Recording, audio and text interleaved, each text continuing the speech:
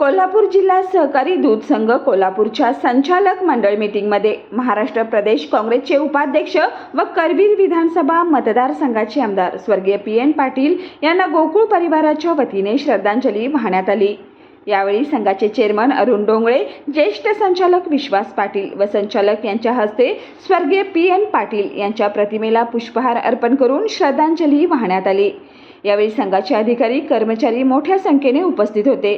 यावेळी गोकुळचे चेअरमन अरुण डोंगळे म्हणाले की महाराष्ट्रातील काँग्रेसचे निष्ठावंत, सहकार क्षेत्रातील जाणकार नेतृत्व तसेच सार्वजनिक प्रश्नावर तळमळीने व प्रामाणिकपणे काम करणारे म्हणून ओळख असलेले व्यक्तिमत्व, त्याचबरोबर गोकुळच्या वाटचालीमध्ये आमदार पी.एन. पाटील यांचे मोलाचे योगदान लाभले आहे। त्यांच्या निधनाने सहकार व सामाजिक क्षेत्राचं मोठं नुकसान झालं असल्याचं मनोगत त्यांनी व्यक्त केलं।